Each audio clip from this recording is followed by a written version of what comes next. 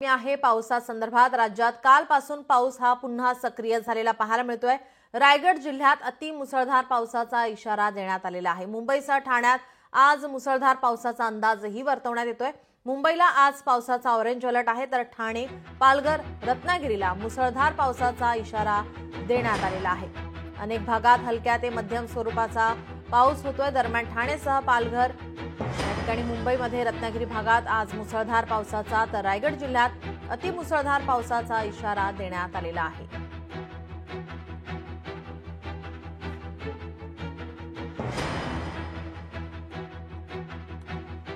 राज्यात कालपासून पुन्हा एकदा पाऊस हा सक्रिय झालेला पाहायला मिळतोय। रायगड जिल्ह्यात अतिमुसळधार पावसाचा इशारा, मुंबईसह ठाण्यात आज मुसळधार पावसाचा अंदाज वर्तवण्यात आलेला आहे। मुंबईला आज पावसाचा ऑरेंज अलर्ट जारी करण्यात आलेला आहे। ठाणे, पालघर आणि रत्नागिरीला मुसळधार पावसाचा इशारा देण्यात आलेला आहे। मुंबईसह ठाणे, पालघर, रत्नागिरी भागात आज मुसळधार पावसाचा, तर रायगड जिल्ह्यात अतिमुसळधार पावसाचा इशारा देण्यात आलेला आहे। या कालावधीत कमी भागात कमी वेळात जास्त पावसाची शक्यता। गेले काही दिवस पावसाने विश्रांती घेतली होती, मात्र शनिवारपासून पुन्हा एकदा राज्यात अनेक भागात पावसाने हजेरी लावलेली आहे। पाऊस पुन्हा एकदा सक्रिय झालेला पाहायला मिळतोय। अनेक दिवसांपासून पावसाने ओढ दिल्यामुळे तापमानात वाढ झाली होती, त्यामुळे मागील काही दिवस उन्हाचा ताप आणि उकाडा सहन करावा लागत होता। मुंबईतही अशीच काहीशी परिस्थिती पाहायला मिळत होती।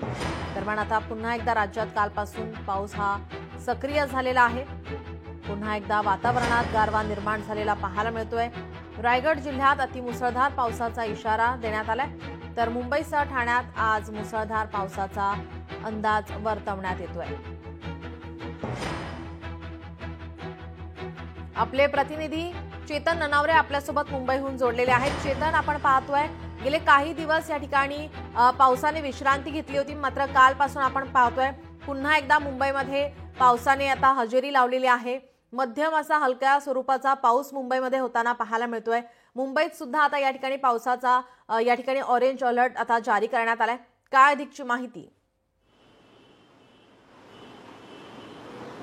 निश्चितपणे, कारण महाराष्ट्रातील उर्वरित जिल्ह्यांमध्ये आपण पाहिलं असेल, म्हणजे काल यवतमाळला अक्षरशः पावसाने झोडपून काढलेलं होतं, मात्र मुंबईमध्ये मात्र कालपासून सातत्याने पावसाची रिपरिप पाहायला मिळत होती।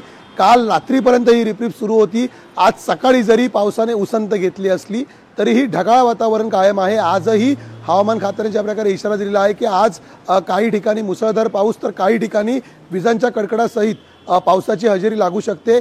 30 ते 40 किलोमीटर प्रति तास या वेगाने वारे वाहण्याची शक्यता आहे। त्यामुळे मुंबईकरांनी खबरदारी घेण्याचा इशारा हवामान खात्याने दिलेला आहे। परिणामी आज सकाळपासून जरी पावसाने उसंत घेतली असली तरी दुपारी आणि सायंकाळी पाऊस हजेरी लावतोय का आणि मुंबईकरांना पुन्हा एकदा आल्हाददायक असा गारवा अनुभवायला मिळतोय का, याकडे आपलं लक्ष असेल। नीलम जी, चेतन, तुम्ही आमच्या सोबत असेच जोडलेले रहा। कराडहून आपले प्रतिनिधी शशिकांत सूर्यवंशी आपल्या सोबत जोडलेले आहेत। कराडमध्ये सुद्धा आपण पाहतोय मध्यम स्वरूपाचा असा पाऊस होत आहे। या ठिकाणी सुद्धा इशारा देण्यात आलेला आहे। काय अधिकची माहिती? नक्कीच, आपण जर पाहिलं तर सातारा जिल्ह्यातील पश्चिम घाट परिसरामध्ये विशेषतः काल मुसळधार पाऊस कोसळला। 2 दिवसाची विश्रांतीनंतर काल पाऊस कोसळल्यामुळे परिसरामध्ये पाणीच पाणी पाहायला मिळालं आणि अचानक आलेल्या पावसानं आठवडी बाजारामध्ये देखील व्यापाऱ्यांची तारंबळ उडालेली पाहायला मिळालेली आहे। त्याचबरोबर हा जो पाऊस आहे तो भात पिकासाठी अतिशय महत्त्वाचा मानला गेलेला आहे। मात्र पुन्हा जर पाऊस झाला, जास्त प्रमाणात पाऊस झाला तर मात्र भात पिकाचे मोठ्या प्रमाणात नुकसान होऊन शेतकऱ्याचं मोठं नुकसान होण्याची शक्यता वर्तवली जात आहे। सोबतच सातारा जिल्ह्यातील जी काही छोटी मोठी धरणं आहेत ती देखील ओव्हरफ्लो झाल्याचं चित्र पाहायला मिळालेलं आहे। त्यामुळं आता जे वॉटरफॉल जे आहेत ते देखील ओसंडून वाहताना एकंदरीत पुन्हा एकदा पाहायला मिळत आहेत।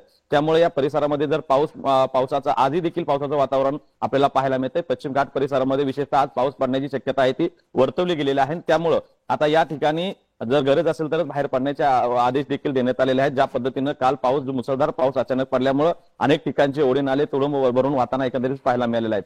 जी, आपले प्रतिनिधी सोलापूरहून वसीम अत्तार हे सुद्धा जोडले जात आहेत। मात्र शशिकांत, आपण पाहतो या ठिकाणी नदी नाले या ठिकाणी ओसंडून वाहू लागलेले आपल्याला पाहायला मिळतात। त्याचप्रमाणे आता इशारा सुद्धा देण्यात आलेला आहे। नागरिकांना सतर्कतेचं आवाहन सुद्धा या ठिकाणी करण्यात आलेलं आहे। नक्कीच जर पाहिलं तर पश्चिम घाट परिसरामध्ये विशेषतः रेकॉर्ड ब्रेक पाऊस पडलेला आहे. चेरापुंजीला मागे टाकणारा रेकॉर्ड ब्रेक पाऊस हा पाथरपुंज या परिसरामध्ये पडलेला आहे. त्यामुळं या परिसरामध्ये पावसाचे प्रमाण काय आहे ते 5,000 मिलीमीटर पेक्षा जास्तचा पाऊस या पट्ट्यांमध्ये पडलेला आहे. त्यामुळे इथली पावसाची परिस्थिती अतिशय दयनीय असल्याचे चित्र पाहायला मिळालेलं आहे. पाऊस मोठ्या प्रमाणात कोसळत असल्यामुळे नदी ओढे नाले नक्कीच तुडुंब भरून वाहताना पाहायला मिळतात. सोबतच धरणं जी आहेत ती ओव्हरफ्लो झालेली आहेत. आता धरणाच्या कोयना धरणात 103 टीएमसी पाणी साठा शिल्लक आहे. सोबतच त्याच्यावरून धरणाच्या 6 वक्र दरवाजावरून पाणी ओसरताना पाहायला मिळते. त्यामुळे या परिसरामध्ये आणखी पाऊस झाला तर कोयना धरणाचा विसर्ग पुन्हा एकदा सुरू करण्यात येणार आहे. मोठ्या प्रमाणात पाणीचा विसर्ग केला जाणार आहे. नदी पात्रात देखील ज्या कोयना नदीला मिळणाऱ्या उपनद्या आहेत, कापना नदी असेल, कोयना नदी असेल, सोबतच काजळी नदी असेल, या नद्यांचा फ्लो वाढत असतो. त्यामुळे पूर्वेकडील जी काही कराड असेल, सांगली असेल, जयसिंगपूर असेल, कोल्हापूर या परिसरामध्ये मोठ्या प्रमाणात पावसाचं पाणी जाताना पूर सदृश परिस्थिती निर्माण होते. त्यामुळे खबरदारीचा उपाय म्हणून या पाणी सोडण्याच्या अगोदरच प्रशासनाकडून सूचना दिल्या जातात आणि त्या पद्धतीनं या ठिकाणची व्यवस्थापना केली जाते. सोबतच नदीकाठच्या गावांना सतर्कतेचा इशारा दिला जातो. त्याचबरोबर नदीकाठी राहणाऱ्या नागरिकांना सुरक्षित ठिकाणी हलवण्यात येत असतं. त्यामुळे आता या ठिकाणी पावसाचा जोर वाढला तर मात्र परिस्थिती काहीशी वेगळी असणार आहे. जी, आपले प्रतिनिधी सोलापूरहून वसीम अत्तार आपल्यासोबत जोडलेले आहेत. वसीम, आपण पाहतोय सोलापूरमध्ये मुसळधार पाऊस हा गेल्या 2-3 दिवसांपासून आपण पाहतोय. सध्याची काय परिस्थिती आहे?